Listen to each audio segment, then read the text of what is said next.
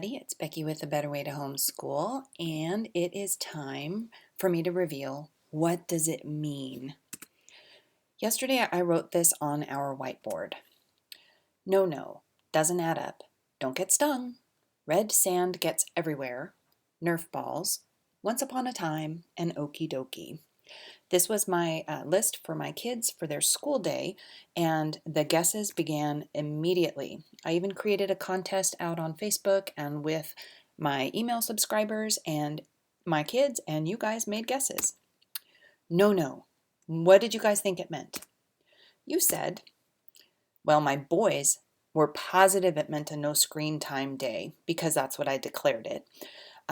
Some of you said double negatives, nitrogen oxide, how not to lie, and don't talk to me before I've had my coffee. But what it really meant was, no, no. Recently, some of the kids, mainly the youngest, has said some embarrassing things when they're either outside of the home or when we had guests in the home. Oh, my dad, or, oh yeah, well, my brother. So we're doing a revamp on what kinds of things are acceptable to share about your family or others. And so we brainstormed, what are some things that you should not share outside of the family?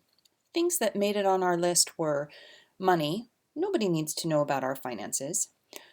Anything that can humiliate or really embarrass other people. Bad gossip, no way. And we also talked about when to break the rule. Obviously, if there's ever any abuse or that kind of thing, you don't have to keep to this rule. But since that's not the case, and since we're in a season of having lots of people in and out of the house, we thought it was warranted to just continue a conversation about the types of things that should stay within the family. Did you get it right? Doesn't add up. What did it mean?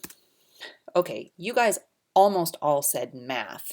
Some of you even guessed specific things like Pascal's triangle or balancing chemical equations. But what it really meant was, yes, math, but more than that. I really am trying to get into the kids' brains that there are three core disciplines in math: arithmetic, algebra, and geometry, and that there are truly only a dozen-ish or so, maybe that's oversimplified, but topics within each of those disciplines. And that the reality is if you waited until you were 16 years old, you could learn those topics over the course of a year or two, at least on a surface level. And so we talked about why schools teach these topics over and over and over and over. And then we talked about our personal math plan, that they become solid in the area of arithmetic, that they become confident in the area of algebra, and that they become also confident in the area of geometry, but that really this area of arithmetic will make or break them in life so that they can balance their budget or cook without adding too much sugar. So anyway, math. Don't get stung. What does this mean? Okay, you guys cracked me up. Billions of you said bees, or where honey comes from, or a proverb study, or running away from wasps.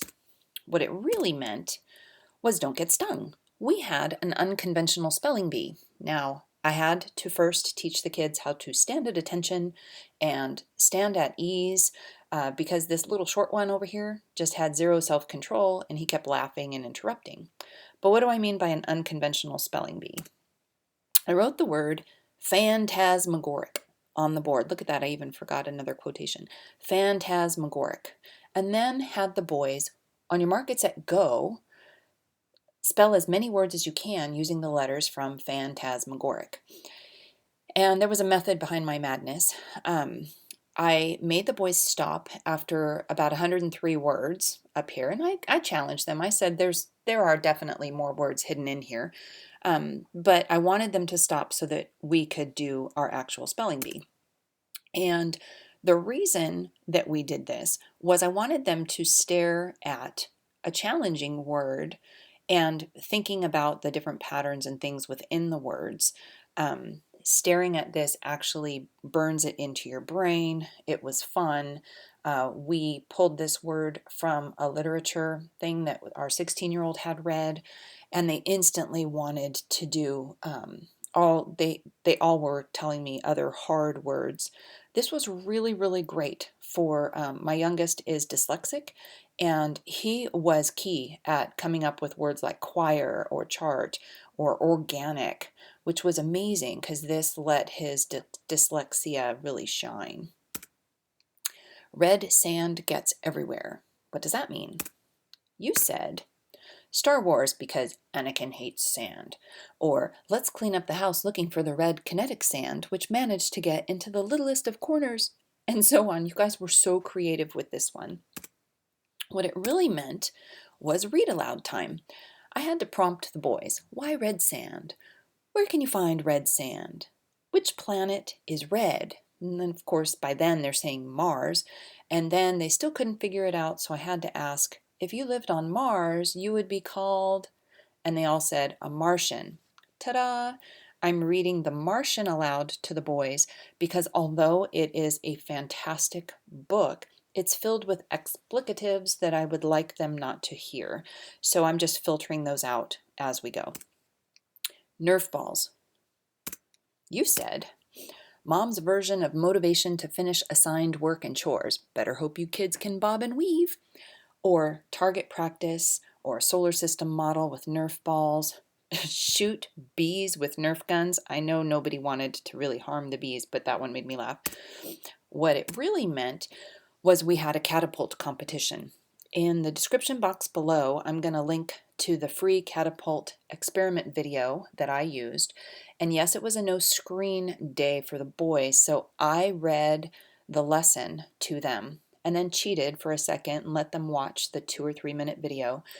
And then we didn't have everything, just like in the video, so they improvised and made their own catapults. And then they had a shoot-off competition after Dad got done with work. And they had a blast.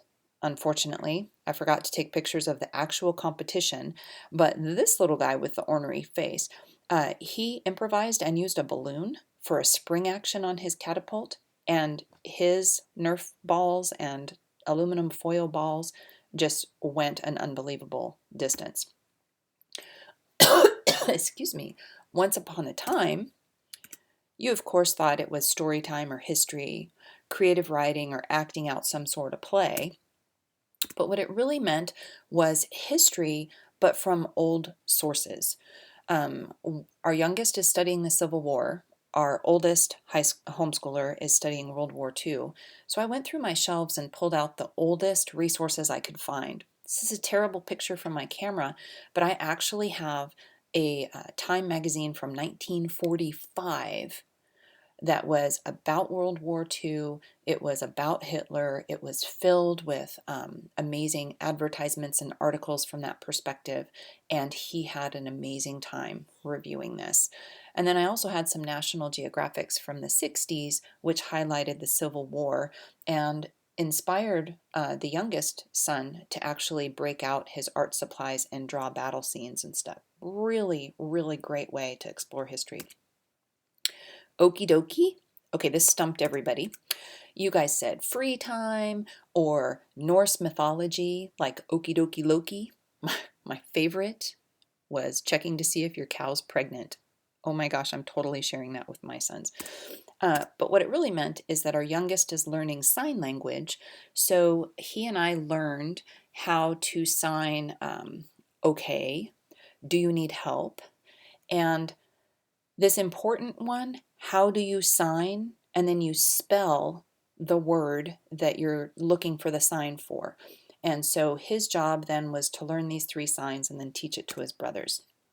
So I just wanted to thank you for playing. If you enjoyed this game, please click like, share it everywhere that you can think to share it. And then down in the comments below, let me know, did you guess correctly? Is this something that you'll experiment with at least once a month? Do you have any creative to-dos on your list? I would love to hear your thoughts, ideas, and fun lists and bring me along on your fun journey too. Thank you for watching. You can find me at abetterwaytohomeschool.com, or you can also find me on patreon.com/a better way to homeschool. And all those links are down in the descriptions below. Have a wonderful, wonderful day.